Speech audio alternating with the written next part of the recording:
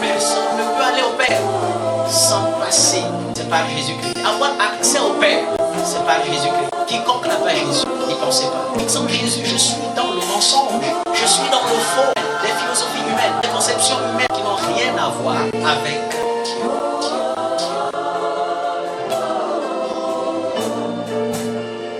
Béni soit le Seigneur. En ce jour 19 avril 2020, nous sommes au 4e dimanche aujourd'hui. Nous continuons toujours la série « Les raisons de croire en Jésus-Christ ». Et ce matin, nous voulons parler de Jésus comme étant la résurrection. En effet, il nous dit dans Jean 11, le verset 25, « Je suis la résurrection et la vie. Celui qui croit en moi vivra, quand même il serait mort. » Son ami Lazare était mort avant, ce dernier était malade et ses sœurs, entre autres Marthe et Marie, ont envoyé un messager auprès de Jésus pour lui dire « Ton ami est malade ». Et Jésus ne s'est pas tout de suite déplacé pour aller vers lui. Il est resté un temps. Et il a donné des déclarations fortes en disant « Cette maladie n'est point à la mort. C'est pour que le nom de Dieu soit glorifié. » Il y a des situations que Dieu permet dans nos vies juste pour glorifier son nom. C'est dans cette perspective qu'il est resté 2 jours durant. Après, il a dit à ses disciples, on va se déplacer pour aller vers Lazare, car Lazare dort. S'il dort, il se réveillera et il sera guéri. Et Jésus pouvait parler ouvertement en disant, notre ami Lazare est mort. Et il l'a permis ainsi pour que vous voyez, que vous croyez en lui, en Jésus-Christ. Donc l'objectif de Jésus ici, c'est que nous puissions croire en lui. Mais cette fois-ci comme étant la résurrection. C'est pourquoi il a dit dans Jean 14, que ton cœur ne soit point troublé, croyez en Dieu, croyez en moi. Nous devons croire en Jésus-Christ. C'est parce qu'il est la résurrection. La première à venir à lui, c'est Marthe. Tout en lui faisant des remontrances comme quoi, si tu aurais été là, mon frère ne serait pas mort. À Jésus de lui dire, je suis la résurrection et la vie. Si tu le crois, ton frère vivra. Est-ce que tu crois cela? À elle de dire, oui, je le crois. Vous trouvez cela dans Jean 11. Et je vous conseille de lire tout le passage. Et le verset qui nous concerne aujourd'hui, c'est le verset 25, qui nous dit, où Jésus se présente, je suis la résurrection et la vie. C'est la même Marthe qui disait croire en Jésus, croire en la résurrection, qui dira non, il est mort, ça fait 4 jours déjà et il sent. C'est la même Marthe qui disait croire en Jésus. À Jésus de rappeler encore, ne t'ai-je pas dit, si tu crois, tu verras la gloire de Dieu.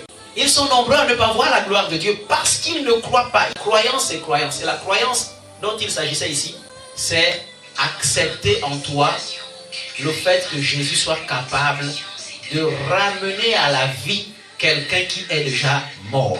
Est-ce que tu le crois, Marthe? Il a suffi seulement que Jésus prenne la parole en disant Lazare, Lazare, sors. Et Lazare est sorti. La résurrection ici, c'est la capacité qu'a Dieu, qu'a Jésus, de ramener quelqu'un qui était mort à la vie. Et ça s'est passé non pas seulement avec Lazare, ça s'est également passé avec cette fille, la jeune fille. Matthieu 9, le verset 24, Marc 5, le verset 19, Luc 8, le verset 52, nous rapporte la même histoire. Jésus s'est adressé à cette jeune fille en disant, elle dormait. Et il était question pour elle de se réveiller. Et il l'a réveillée. Mais il a appelé la mort sommeil, comme quoi elle dormait. Donc pour Jésus, la mort ne signifie rien si ce n'est un simple sommeil. Pendant que cette jeune fille revient à la vie, pour les uns, c'était un sujet de gloire, de louange, parce qu'ils étaient en train de pleurer, ils avaient perdu leur fille.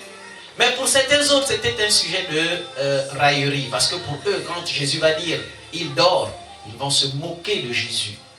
Parce qu'ils pensaient que Jésus n'était pas capable de ramener cette jeune fille à la vie. Mais nous constatons tous que cette jeune fille est revenue à la vie, tout comme Lazare. C'est pourquoi je dis que tout ce qui était mort dans la vie de chacun, que tout ce qui était déjà détruit soit ramené à la vie au nom de Jésus. Là où tu n'avais plus d'espoir, c'était le désespoir, c'était la lamentation, c'était les pleurs. Je déclare que la vie soit ton partage par le nom de Jésus. Que la résurrection soit ton partage au nom de Jésus. La jeune fille est revenue à la vie, tout comme Lazare. Alors, c'est pourquoi Jésus se présente à nous ce matin comme étant la résurrection. Nous croyons en Jésus parce qu'il est la résurrection. Quiconque croit en lui verra la gloire de Dieu dans la dimension de la résurrection. Tout ce qui était mort, desséché, reprendra vie dans le nom de Jésus. Victime d'une maladie incurable, des situations de détresse. Mais si tu crois en Jésus, il y aura la résurrection pour toutes les situations que tu as traversées et qui étaient censées apporter la mort dans ta vie, dans le nom de Jésus. Cela est valable pour ta famille, pour tous ceux qui recevront la vie de Jésus, tous ceux qui recevront Jésus comme étant la résurrection. Tout reprend vie dans le nom de Jésus. La première résurrection, c'est la résurrection des gens pour qui Jésus a prié et qui sont revenus à la vie. Nous avons l'exemple de la jeune fille, nous avons l'exemple de Lazare. Le secret pour lequel ces gens sont revenus à la vie, nous le trouvons dans Hébreux 11, le verset 35. Et je m'en vais lire le passage dans Parole de vie. Des femmes ont cru en Dieu, alors elles ont retrouvé leur mort. Donc le secret pour lequel cette jeune fille et Lazare sont revenus à la vie, c'est le fait qu'ils ont cru en Jésus. Parce que l'objectif de Jésus, c'était qu'il croit en lui. C'est pourquoi il est resté 2 jours après qu'il ait eu la nouvelle que Lazare était mort, pour que les disciples qui étaient avec lui soient capables de croire en lui. Que même si les situations sont calamiteuses, désastreuses, scabreuses, ce qui est évident, c'est que Jésus est au-dessus de toutes ces choses. Il est capable de ramener à la vie quiconque est mort. Marthe viendra à lui pour dire, si tu étais là, mon frère ne serait pas mort. Et si tu crois, tu verras la gloire de Dieu. Il était question pour Jésus d'amener aussi Marthe, Marie et ceux qui sont venus croire en Jésus comme étant la résurrection. Lorsqu'il se retrouvera devant le tombeau, il va pleurer parce qu'il va se rendre compte que les gens ne veulent pas croire en lui, ne sont pas capables de croire en lui. Et pourtant, le miracle va être fait. Et c'est ce qui s'est passé. Lazare est revenu à la vie. Jésus, nous l'avons vu, au départ, il est Dieu. Tout a été fait par lui. C'est lui le maître de l'univers. C'est lui qui, même quand la situation est dégradée, alors que Lazare sentait pourri 4 jours durant, il est celui-là qui a ramené Lazare à la vie. Si tu lui confies ta vie maintenant, il te ramène à la vie dans le nom de Jésus-Christ. C'est pourquoi il a rassuré à cette femme, Marthe, si tu crois en moi, ton frère va revenir à la vie. Je ne sais pas les domaines dans lesquels tu as perdu espoir. Crois seulement en Jésus-Christ. La vie de Jésus va être ton partage au nom de Jésus. Cette jeune fille, Lazare également, sont revenus à la vie parce que Jésus a intervenu dans leur vie. Donc il avait raison de dire qu'il est la résurrection parce qu'aucun cas n'a résisté devant lui. Et je m'en vais vous dire au passage que la résurrection est d'actualité.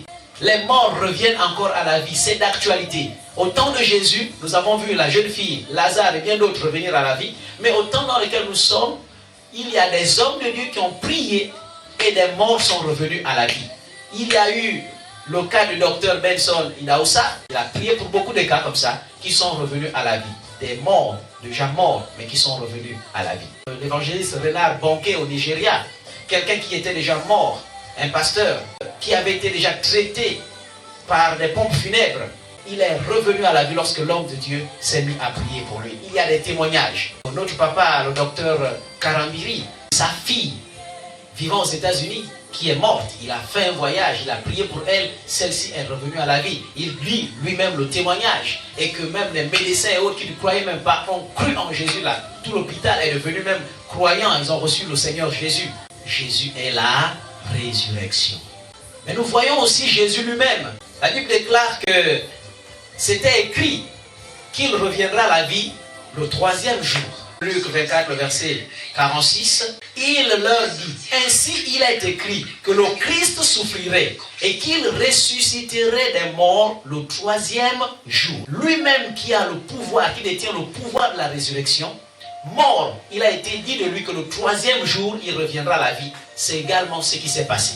Le troisième jour, il est bel et bien revenu à la vie. Acte 10, le verset 40 nous dit ceci. Dieu l'a ressuscité le troisième jour et il a permis qu'il apparût.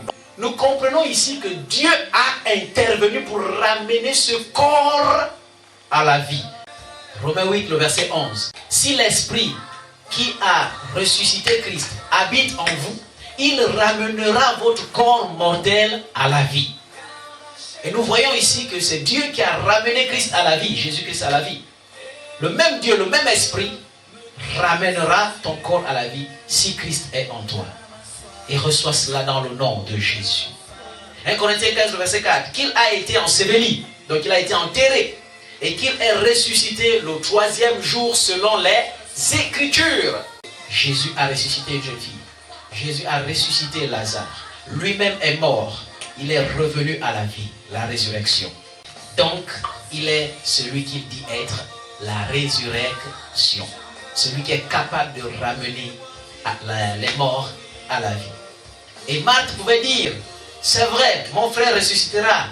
1 Thessaloniciens 4, verset 16 à 17. Car le Seigneur lui-même a un signal donné à la voix d'un archange et au son de la trompette de Dieu, descendra du ciel et les morts en Christ ressusciteront premièrement. Alléluia. C'est vraiment l'espoir. Quand nous croyons en Christ, lorsque nous recevons Christ, on est appelé mort en Christ si nous mourons. Alléluia.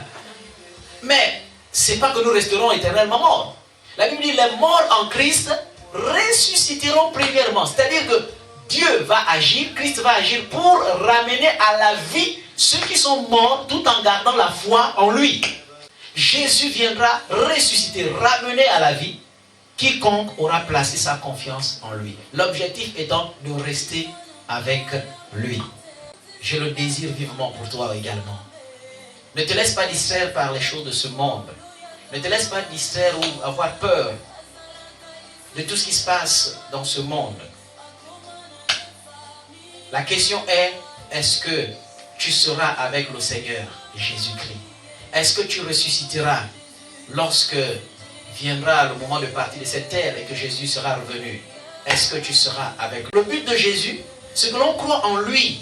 Dans ce cas précis, que l'on croit qu'il est la résurrection. Capable de ramener à la vie ce qui était mort dans ta famille, dans ta vie, dans tes projets, dans tout ce que tu fais. Alors qu'il y a la mort qui frappe partout, il est la résurrection. La mort, c'est la peur qui sévit dans le monde aujourd'hui avec les pandémies qui se répandent. Mais il est capable d'amener la vie là où la mort est en train d'envahir le monde comme une traînée de poudre.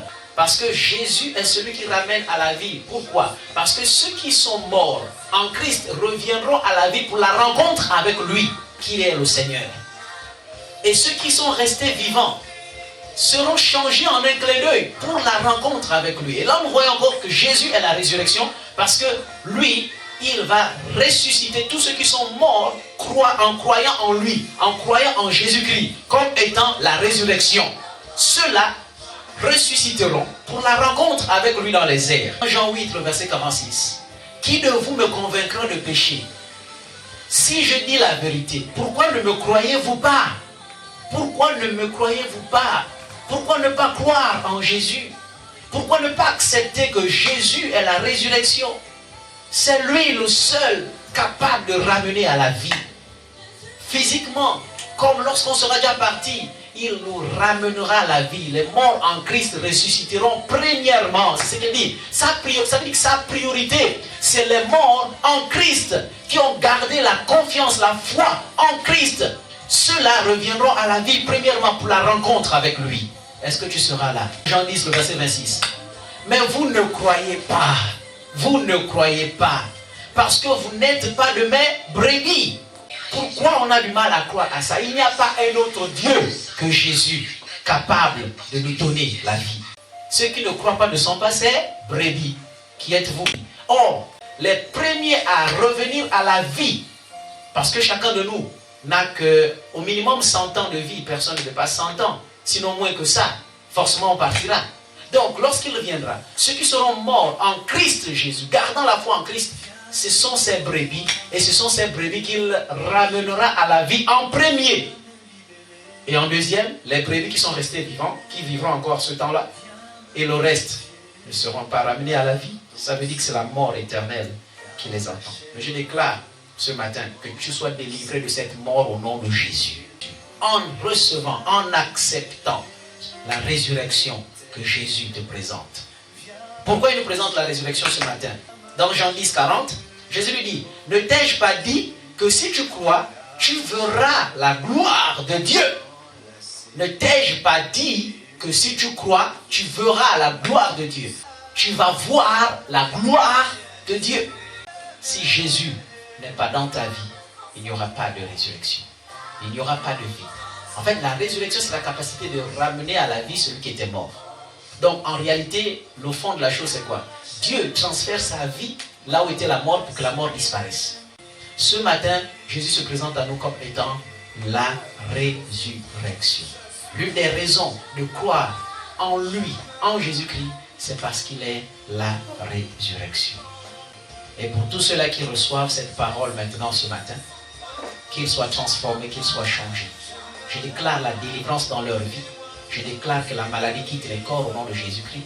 Je déclare qu'ils voient la gloire de Dieu dans tous les domaines de leur vie dans le nom de Jésus. Je déclare maintenant que leur vie soit sauvée, épargnée de la mort organisée par Satan. Soit par des pandémies, soit par des œuvres sorcellaires, soit par des activités maléfiques ou programmées par des accidents et toutes ces choses similaires. Je déclare par leur foi en la résurrection de Jésus-Christ, par Jésus-Christ, qu'ils reviennent tous à la vie au nom de Jésus. Merci Seigneur Dieu pour ta parole ce matin.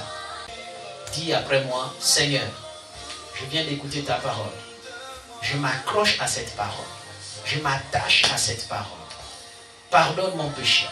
Pardonne mon incrédulité. Pardonne le fait que mes pensées étaient ailleurs et je ne m'étais pas reposé sur ta parole. Maintenant ta parole me renseigne que tu es la résurrection. Alors je prends la décision de croire en toi. Maintenant, fais de moi ton enfant. Je te reçois, je reçois ta parole. Je te reçois comme Seigneur et Sauveur personnel dans ma vie. Au nom de Jésus, je viens. Où étais-tu quand Dieu fondait la terre et qui fixa ses dimensions? Avait-il besoin pour cela